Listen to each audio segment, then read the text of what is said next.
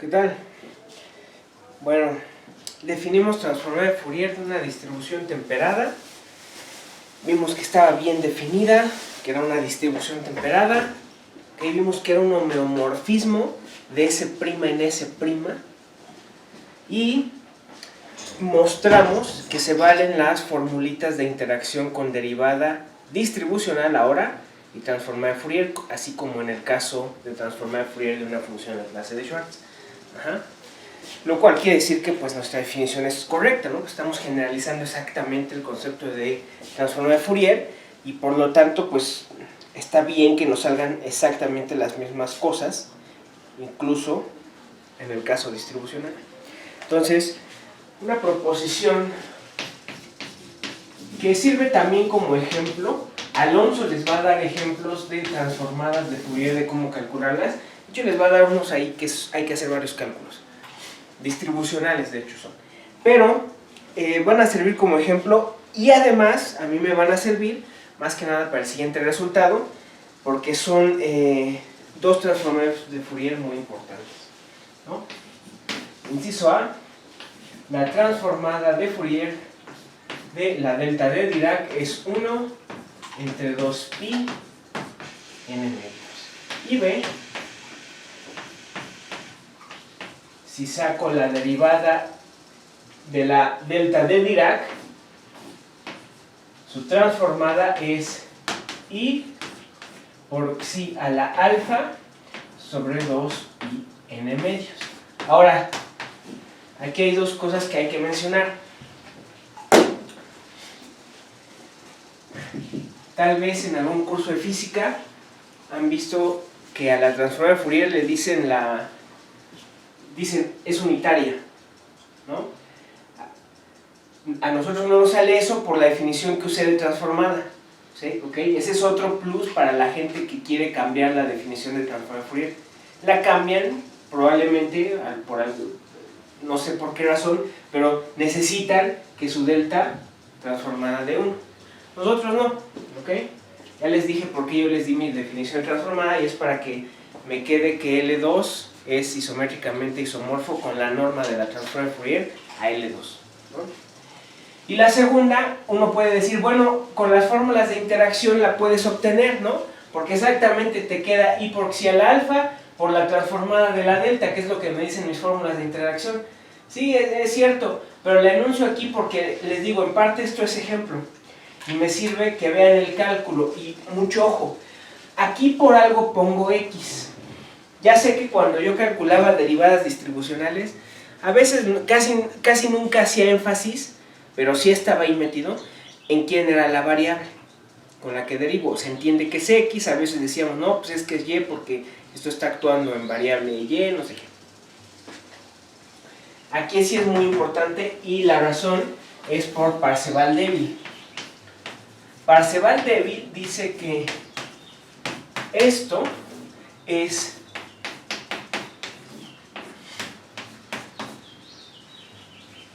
igual a esto. Entonces fíjense, si tú piensas esto como emparejamiento, te está cambiando el argumento del emparejamiento. Transformar distribucionalmente cambia el argumento del emparejamiento. Simplemente piénsenlo. Si tú estás diciendo que esto es igual a esto, recuerden, esto es en S', ¿okay? Estas dos identidades son en S'. ¿Eso qué quiere decir? Que esto transformado, emparejado con función en la clase de Schwartz, es i por xi a la alfa 2pi n medios. Transformado con phi, ¿no? Es lo que quiere decir. Entonces, por definición de transformada, fíjense, quitas esta y se la pasas acá. Entonces, vean, estás derivando x respecto de x. ¿Eso qué quiere decir? Que esto está actuando en variable x, pero obviamente esto está actuando en variable xi. ¿Por qué? Por esto. Estamos generalizando esta identidad. Estás cambiando la variable del argumento, del emparejamiento. Mucho cuidado con esto, por eso es importante que la pongan, porque tienen que ir siguiendo en la cuenta cuántas veces cambian la variable y quién es la variable que termina y quién es la variable que empieza, porque si no pueden confundirse y pueden hacer malas cuentas, ¿sale? Entonces vamos a hacer estas dos fórmulas a modo de ejemplo y a modo de porque las voy a usar para un siguiente resultado. ¿Ok? La transformada iba a decir la transformada de dispersión. La transformada inversa de Fourier satisface, se imaginarán, fórmulas idénticas, ¿no? Nada más ahí sale un menos por aquí, porque el menos está al revés, ¿recuerden? Entonces, demostración de estos dos cálculos. No hay más que hacer la cuenta. Inciso A. Pues sea phi, una función en la clase de Schwartz. Entonces, la transformada de la delta con phi es delta emparejada con phi transformada, ¿ok? Y por definición de la delta, ya habíamos hablado de esto, la delta de Dirac sobre S' se define igualita, y está bien definida. Esto es por definición esto, ¿no? Pero ¿esto quién es? Fíjense que esto es igual, voy para acá, esto es igual a 1 entre 2pi a la n medios. O sea, me dice, calcula la derivada de la función que está en la clase Schwartz, phi, y evalúala en cero, perdón, calcula la transformada y evalúala en cero. Entonces está bien, porque tengo una formulita para eso. La integral en Rn, y aquí viene el e a la menos i, x no sé qué, pero va en cero. Entonces esa exponencial no aparece y me queda phi de x, ¿sí o no? ¿Pero esto qué es? Pues esto es exactamente el funcional regular asociado a 1 entre 2pi a la n medios emparejado con phi, que ya saben, es la misma notación que poner 1 entre 2pi a la n medios con phi. Esto y esto son notaciones, ¿sí? Es más correcto decir esto porque estás diciendo es un funcional regular asociado a esto. Ajá. Pero vamos, el emparejamiento está funcionando de tal manera que esto se empareja con la integral así, ¿sí? Ya lo conocen, ¿sí? Entonces ya acabamos, ¿va? Inciso B. Vamos a hacer el mismo cálculo para la derivada de la delta. Aquí puse phi, pero es delta, ¿sí? Obviamente además lo estoy haciendo en cero, porque el otro día me preguntaron, si no aparece nada aquí, acuérdense, si no aparece nada es cero, ¿sale? Esto es el emparejamiento de la derivada alfa x con la delta con phi pico, ¿sí? ¿Sale? Ok. Bueno, esto es entonces, por definición de la delta, a menos 1 a la alfa por la delta con la derivada alfa x de phi pico. Entonces vean cómo hay que ir rastreando las cosas, ¿no? Porque dices, mira, tú eventualmente vas a llegar a que esto está dependiendo de xi, sí, pero aquí, vean, aquí como esto es de xi, pum, a la hora que transformo cambia a x, porque aquí la x, aquí ya no está transformado. Ajá. Esto es función de x. Si no fuera función de x, el emparejamiento, no pueden hacer esto. No pueden hacer este cambio, porque acuérdense, esto es la definición de derivada y ese cambio se hace sobre la variable que está actuando, ¿no? ¿Qué te está diciendo esto? Que esta fila estás pensando, o sea, el emparejamiento está funcionando, aunque ya sabemos que la delta no viene de ningún funcional regular, siempre tienen que pensarlo así. Esto está funcionando como función de x. Ajá. Aun cuando la phi esté transformada, porque nosotros las phis transformadas les pusimos funciones de xy, no, función de x. Pues hay que tomar eso en cuenta. ¿Okay? Bueno, pero ¿esto quién es? Pues la delta de Dirac. A esto le asocia el valor menos 1 a la alfa por la derivada alfa x de phi transformada evaluada en 0.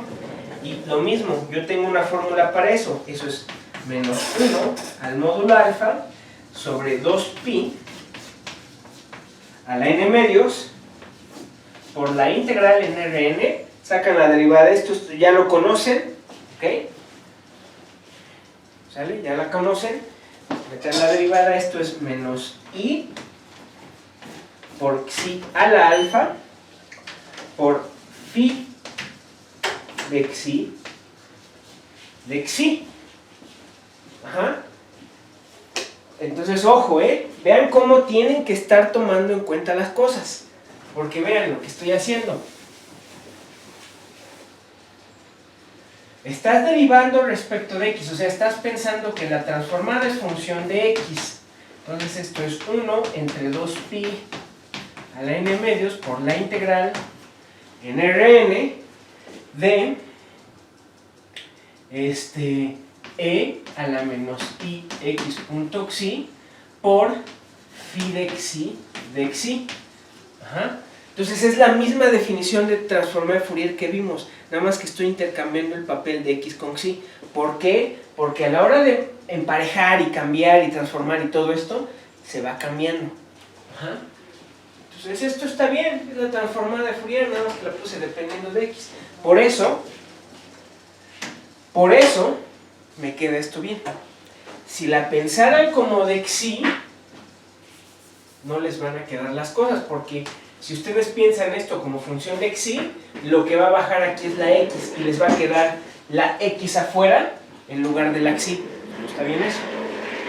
¿Sí? Entonces ahí está.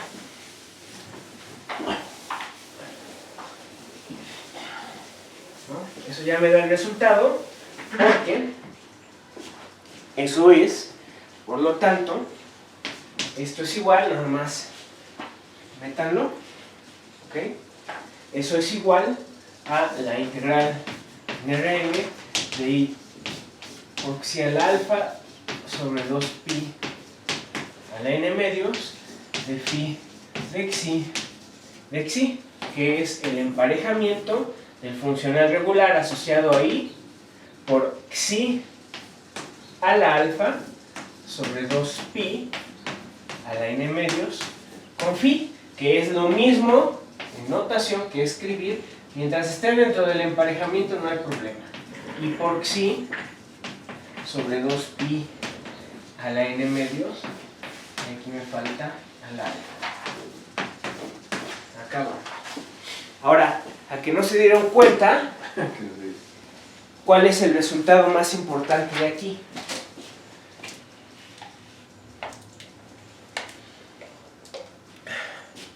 ¿Quién es la transformada de la delta? ¿Y quién es la transformada de su derivada? ¿Qué son? Aunque es cierto que esto se vale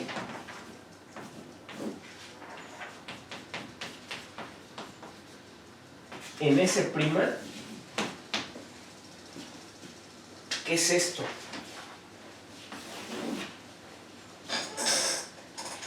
Esto es un polinomio, ¿no? O sea, todavía más importante, estás diciendo la transformada de la derivada de la delta y la transformada de la delta son funcionales regulares continuos. Eso sí, la delta no, y sus derivadas pues tampoco, ¿no? Pero si son funcionales regulares, sus transformadas. Entonces, ¿qué estoy diciendo? Que transformar, en este caso, te dio regularidad. Porque inicialmente, o sea, piénsenlo, la delta de Dirac es un ejemplo de una distribución que no viene en ningún funcional regular continuo. Por cierto, que también es un ejemplo de una distribución que no viene de ningún funcional regular temperado. Problema que, si no viene en la tarea, va a venir en el examen,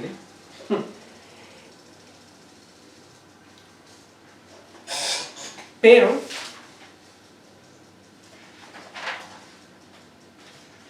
es decir, no viene de ninguna función temperada, no es un funcional regular temperado. Pero su transformada sí, su transformada es una constante, su transformada es un polinomio, la derivada. ¿Okay? Entonces su transformada, esa sí es una función realmente. Eso sí es una función, es un polinomio. La transformada de la derivada es un polinomio y la transformada de la delta también es un polinomio, nada más que de grado 0. ¿No? Ganaste regularidad. ¿Por qué? Porque eso ya es una función. Recuerden que las distribuciones, ¿cuál es el chiste de las distribuciones? Que en parte pues te permiten generalizar el concepto de derivada a cosas más generales. Ajá, cosas que no tienen por qué tener derivada. Lo vimos como es el caso de la función de Heaviside, ¿no? O sea, cosa no tiene, tiene derivada en casi todo punto, pero pues, simplemente porque es una función que se llama variación acotada, pero nada más, ¿okay? Derivada en casi todo punto. De hecho es una función creciente y por el teorema que se llama de Lever es derivable en casi todo punto. ¿Okay? Pero no tiene derivada en sentido clásico, en el cero no hay, y sin embargo nosotros le asociamos una derivada, que es la delta, ¿okay? Que no coincide con lo que debería ser su derivada puntual en casi todo punto, que es cero. Entonces le estás asociando un concepto de derivada a cosas que no tienen por qué tener derivada. Ajá. Entonces son cosas menos regulares, por lo tanto. Como no tienen por qué tener derivada usual, son cosas menos regulares, que tienen menos irregularidad.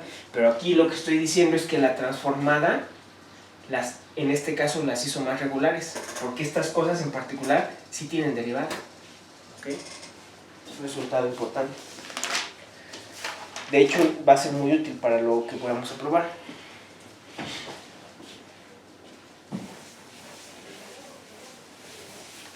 Entonces, ahora sí la espera acabó. Ahora sí vamos a ver ecuaciones diferenciales parciales.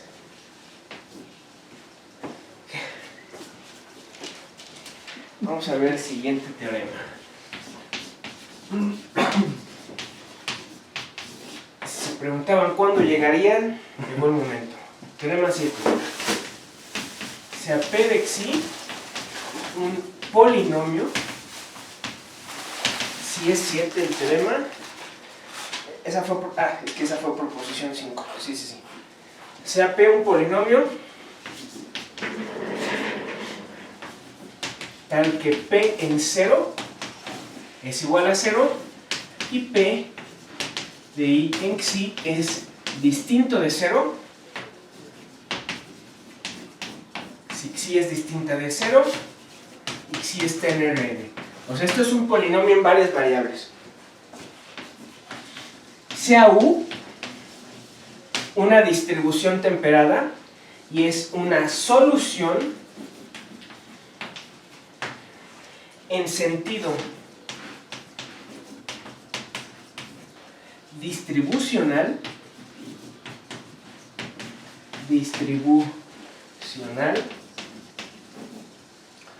de la ecuación diferencial parcial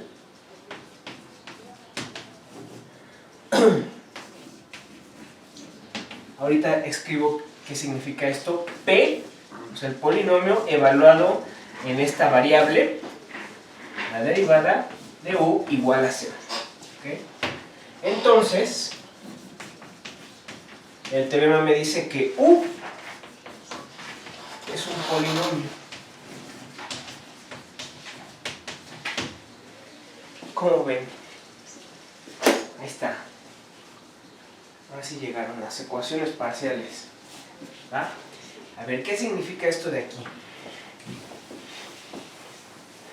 Toda ecuación diferencial parcial lineal con coeficientes constantes se puede escribir como un polinomio en la variable derivada. ¿A qué me refiero? Un polinomio en varias variables, ¿cómo lo escriben? Estamos no en una, ¿eh? No, una es para peques. un polinomio en varias variables. ¿Ok? Lo escriben como un polinomio de grado m.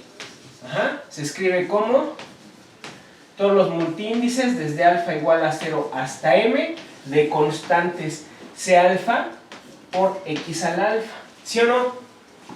¿Ok? Este es cualquier polinomio en varias variables se escribe así. De grado m se escribe así. Ajá. Entonces, les estoy diciendo, sea un polinomio con estas propiedades. ¿Ok? Ok. Si yo les digo, si tú piensas en la ecuación diferencial parcial, esta, cuando yo digo esto me refiero P de dx, simplemente cambiar derivada por x. Entonces esto es un operador de c alfa por derivada alfa de x. Así está, punto. Y esto es un operador diferencial.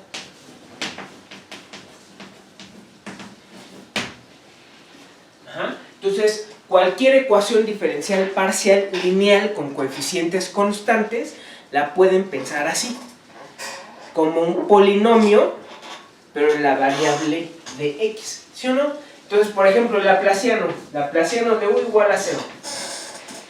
¿Okay? ¿Quién es el polinomio aquí? ¿Quién es? Fíjense, esto es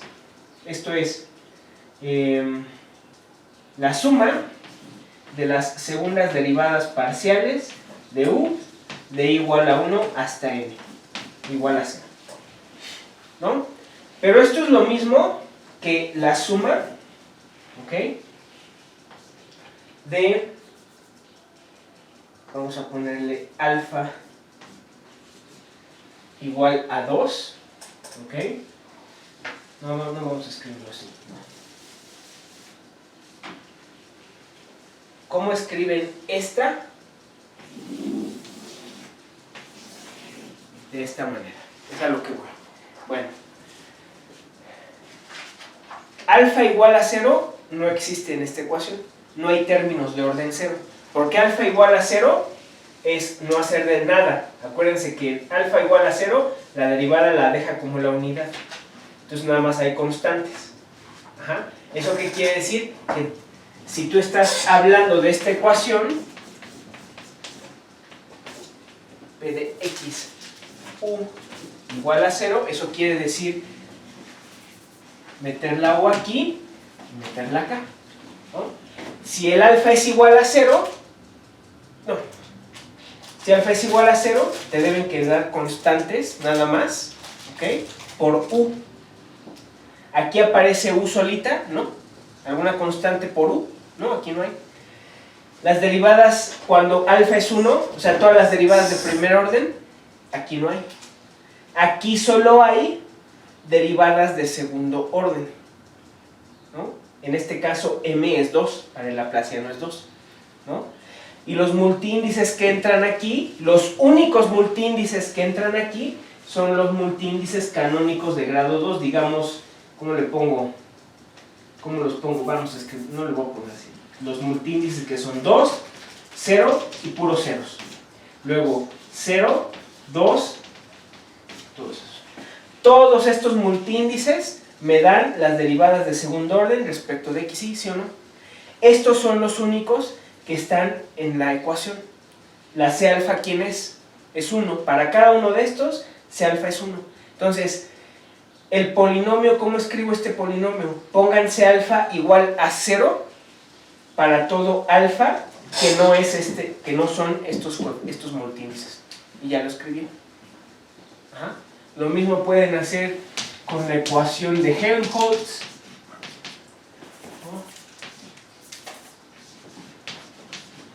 Esta es una constante, ¿ok? Pueden hacer esto con un montón de ecuaciones, ¿sí? Entonces aquí esto está tomando en cuenta una cantidad enorme de ecuaciones diferenciales parciales. Todas las ecuaciones diferenciales parciales lineales en la variable x. Y también pueden meter la variable temporal. Nada más piensen la x en Rn más 1, ¿ok? Y donde la primer componente, digamos, es el tiempo. Y lo pueden escribir así igualmente. Entonces así meten la ecuación de onda, la ecuación de calor, todo. Entonces, una ecuación, hagan una plana de esto, una ecuación diferencial parcial de lineal. Una ecuación diferencial parcial lineal con coeficientes constantes se escribe como un polinomio en la variable de x. ¿Ah? Entonces, ¿qué me está diciendo el resultado? Si ustedes tienen un polinomio, si el polinomio asociado a la ecuación, ya eventualmente le vamos a poner nombre a esto se llama el símbolo. ¿Ah? El símbolo de la ecuación. Pero el polinomio asociado a su ecuación diferencial parcial, si tiene estas propiedades P en 0, 0, esto, ¿ok? Si tiene estas propiedades y ustedes tienen una solución que es una distribución temperada, entonces es un polinomio. Ese es un teorema de regularidad. Esto es un teorema de regularidad. Ajá. Las propiedades del polinomio son suficientes para, y el hecho de que U es una distribución temperada, son suficientes para concluir que la solución es un polinomio.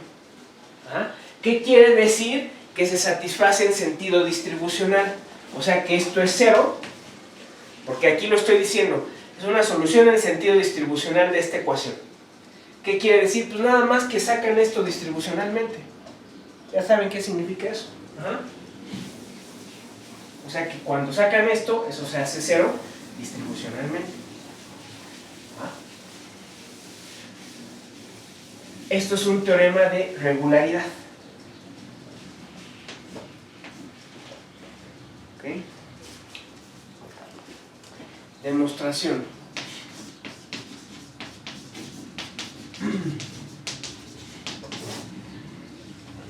De entrada, como la U está en S', pues podemos calcular la U transformada. ¿Ok? Eso de entrada. ¿Sí? Primera observación. ¿Ok? Ahora, también podemos escribir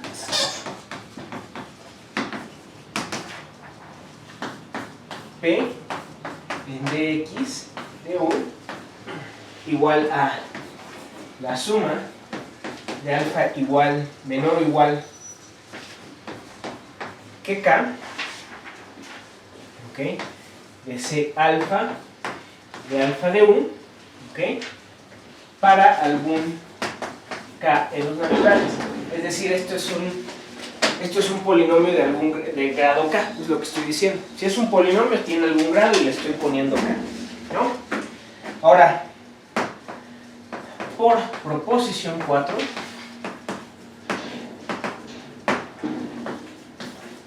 tenemos lo siguiente. La transformada de Fourier del polinomio de U, fíjense, la transformada de este operador diferencial aplicado a U es la suma de alfa menor o igual que K de C alfa, ¿okay? Por la transformada de la derivada alfa de U, ¿no? Ahí usé de que estoy tomando la transformada de esto, ¿no?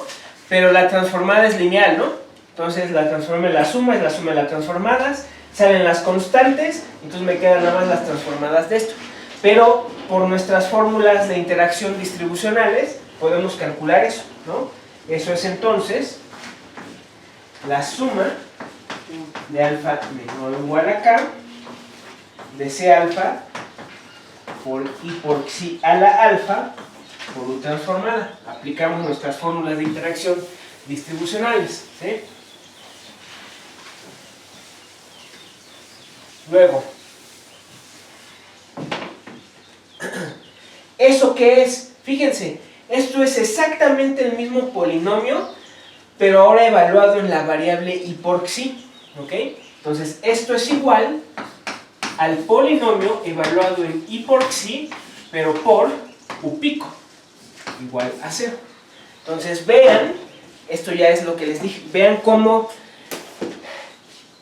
me cambió un problema de un operador diferencial a un problema de un producto, porque esto ya es un producto, ¿no? Este es este polinomio por esto de acá, ¿no? Entonces, ahora tienen un producto, quieren encontrar la U, o sea, ¿cuál es el chiste de la transformada de Fourier? Que te reduzca de alguna manera la ecuación o la dificultad de la ecuación. Entonces, ahora me está diciendo, tú estás intercambiando resolver ese problema diferencial, ¿okay?, por un problema que es un tanto algebraico, entre comillas, pues es un problema de análisis. Pero es algebraico en el sentido de que lo que tienes que hacer es encontrar una U pico tal que multiplicada por este polinomio me dé 0. Ese es el problema que obtuvimos, ¿sí? Entonces, como P en I por Xi es distinto de 0, para Xi distinto de 0, entonces tenemos que la función Psi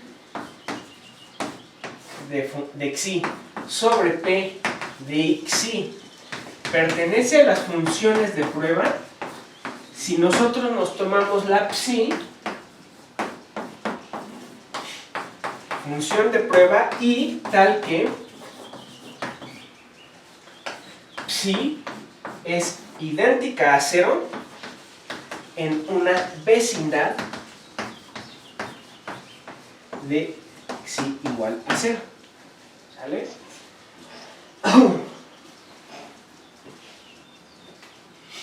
Porque fíjense, esta condición, ¿qué quiere decir? O sea que esto, el único 0 que va a tener esto evaluado en I por Xi es cuando Xi es 0. No hay ningún otro valor I por Xi, no hay ningún Xi de tal manera que esto se anule. Entonces, a la hora de que yo divido, pues puedes decir, bueno, esto podría tener problemas en el 0. Ajá. Pero lo que estamos haciendo es tomar una función de prueba que se anula en el 0. ¿Ok? Entonces, esto también pertenece a la clase de Schwartz, a las funciones, de prueba. ¿Ok? De hecho, estoy usando aquí, secretamente, digamos, estoy usando el teorema de Taylor. Eso es lo que estamos usando. Es como tomar, ya hemos hecho este truco, es como tomar es usar como el teorema de L'Hopital. Es algo así, más bien decir, bueno, expando esto en Taylor, expandimos esto en serie de Taylor, y me fijo en el producto 1 entre P y Xi por cada término de la serie de Taylor. ¿Vale? Nada más que esto se anula, no de la serie, del polinomio de Taylor de la Xi. Y esto se anula cuando esto tiene su singularidad. Entonces, multiplicando